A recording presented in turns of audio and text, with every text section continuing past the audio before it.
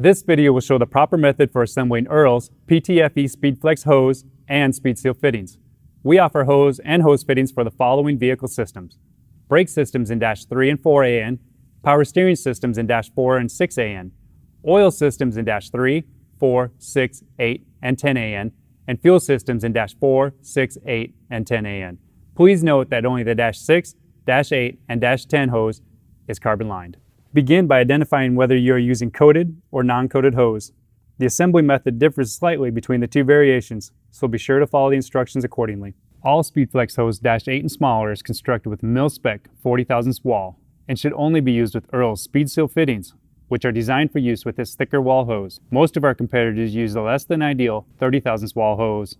Using their fittings on Earl's Speed Seal hose will result in failure. For best results, use only Earl's fittings with Earl's hose. Earl's utilizes a 30 thousandths wall with our Dash 10 hose only. Extensive testing has proven that this is an optimal thickness for use in Dash 10 hose. The competition's thinner 30 thousandths wall hose is not recommended for long-term use on power steering applications due to the lower burst rating. Earl's carries conductive fuel hose. Our SpeedFlex PTFE hose is available in Dash 6, Dash 8, and Dash 10 sizes. It is important to note that PTFE hose has a carbon layer applied to the inside diameter of the hose. This layer allows static charges generated by fuel passing through the hose to be transferred to the fittings and then safely grounded into the vehicle. This is the only hose that should be used with fuels. If you do not have carbon-lined PTFE hose with stainless braid, you do not have a fuel-safe hose.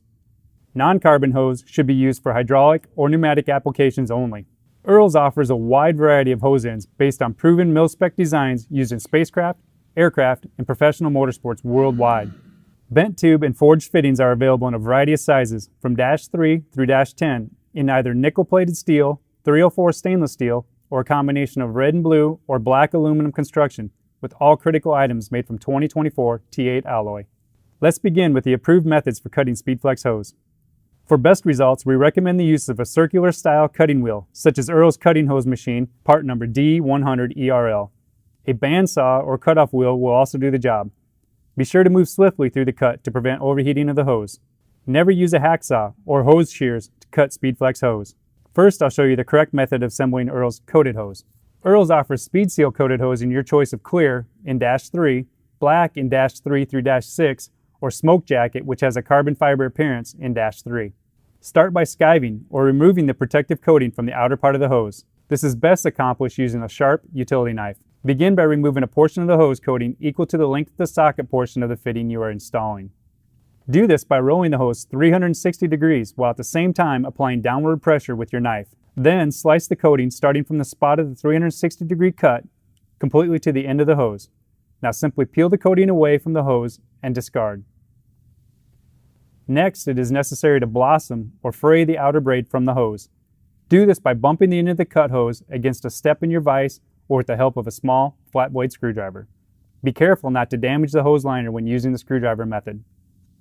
Now position and secure the socket in your vise, being careful not to over-tighten or crush the socket. Slowly roll the hose while applying pressure towards the socket. It may be helpful to use a flat blade screwdriver or pliers to help coax the braid into the socket. Once the braid is completely within the socket, slowly rotate the hose clockwise until the socket is fully installed onto your hose. If you are assembling uncoated SpeedFlex hose, the first step will be to install the socket onto the hose and then blossom or flare the outer braid of your hose. Follow the remaining steps for the assembly of both coated and non-coated hoses. Now position the olive onto the liner portion of the hose, being sure not to trap any braid strands between the olive and the liner itself. Completely install the olive onto the hose liner by firmly pressing against a flat surface. Be sure that the liner has bottom against the back of the olive before proceeding to the next step. To prevent tearing the hose liner, use Earl's reaming tool. This will help chamfer and clean up the approach when installing your hose onto the fitting's nipple. Secure your fitting in a vise by lining up both hexes when using a straight fitting. Bent tube and forged fittings should be secured by the center nut during the assembly process. Apply a drop of Earl's assembly oil to the threads and then push the hose onto the nipple of your fitting until it's fully seated. Rotate the socket clockwise with your fingers to engage the threads and prevent cross-threading. Now tighten the socket assembly and torque until hand tight using the appropriate size wrench.